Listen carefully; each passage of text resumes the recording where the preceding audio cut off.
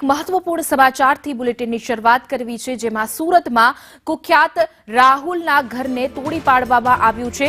કુખ્યાત અસામાજિક તત્વોના ઘરે કાર્યવાહી કરવામાં આવી રહી છે। ઉધના વિસ્તારમાં રાહુલના ઘરને તોડવામાં આવી રહ્યું છે।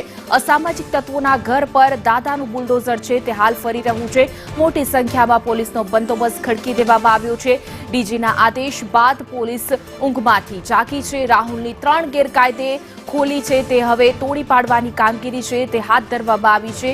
રાહુલ કુખ્યાત આરોપી છે। જે રીતે ડીજીપીએ આદેશ આપ્યા છે ત્યારબાદથી હવે તમામ જિલ્લાની પોલીસ સક્રિય થઈ ગઈ છે। ખાસ કરી સુરત તંત્ર પણ એક્શન મોડમાં છે અને જે રાહુલે ગેરકાયદે દબાણ કરીને 3 જે એની ખોલી તૈયાર કરી હતી તેને હવે તોડી પાડવાની કામગીરી છે તે હાથ ધરવામાં આવી છે। વધુ વિગતો સાથે અમારા સંવાદદાતા આઝમ સાલે જોડાઈ ગયા છે। જે આઝમ, જે રીતે ગૃહ રાજ્યમંત્રીએ કીધું હતું કાયદામાં રહેશું તો ફાયદામાં રહેશું, અને જે રીતે આ અસામાજિક તત્વો ઉપર હવે બુલડોઝર ફરી રહ્યા છે તેના ઘર ઉપર,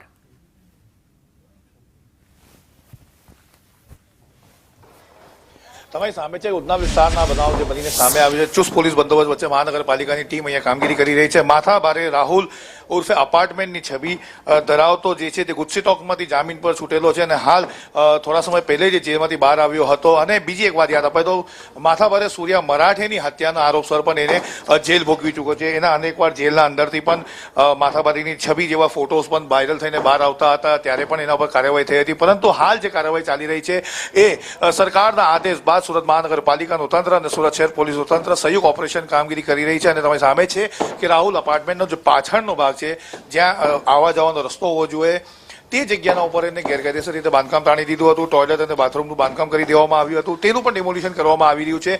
અગાઉ આપણે જોયું હતું કે જે ફ્રન્ટ સાઈડ હતું ત્યાં જેસીબીનો ઉપયોગ કરવામાં આવ્યો હતો અને દાદાના બુલડોઝર દ્વારા રાહુલ અપાર્ટમેન્ટ દ્વારા જે 3 ગેરકાયદેસર ખોલીઓ તાણી દેવામાં આવી હતી જેનો એ ભાડું ઉઘરાવતો હતો અને નજીકમાં જેનો જુગારનો અડ્ડો પણ ચાલતો હતો એવું સ્થાનિક સૂત્રો જણાવી રહ્યા છે। એ તમામ જગ્યાને હવે ડિમોલિશન કરવામાં આવી રહ્યું છે। આ જે જગ્યાનું ડિમોલિશન ચાલી રહ્યું છે એ રાહુલ અપાર્ટમેન્ટના જે ગ્રાઉન્ડ ફ્લોરનો પાછળનો ભાગ છે તેનો અંદર જઈને બાથરૂમ અને ટોયલેટ તાણી દીધી હતી તેની કામગીરી ચાલી રહી છે। આગળના ભાગથી આપણે જોશું તો આગળના ભાગ પર હજુ પણ કામગીરી યથાવત છે અને જે જેસીબી છે તે હજુ અહીંયા રાખવામાં આવ્યું છે, કારણ કે હજુ પણ અહીંયા અનેક સવાલ એવા ઉભા છે કે હજુ પણ કેટલીક ગેરકાયદેસર ખોલીઓ એને તાણી હોય તેની પણ તપાસ હાલ પોલીસ દ્વારા કરવામાં આવી રહી છે। જે મેં તમને બતાવી રહ્યું છે આ જેસીબીનું મશીન અહીંયા ઊભું છે એના દ્વારા આ જે 3 ખોલી છે તેનું ડિમોલિશન કરવામાં આવ્યું હતું અને આ ખોલીઓ જે છે તે ભાડે આપવામાં આવી હતી। કોને ભાડે આપવામાં આવી હતી તે હાલ જાણી શકાયું નથી, પરંતુ એ 3 ખોલીઓની પણ જમીન દોષ કરી દેવામાં આવ્યું છે। જે દાદાનું બુલડોઝર છે તે દાદાનું બુલડોઝર ચાલ્યું હતું અને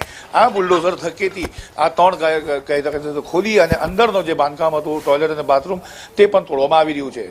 જી આઝમ, અમારી સાથે જોડાવા બદલ, સમગ્ર માહિતી આપવા બદલ આપનો આભાર।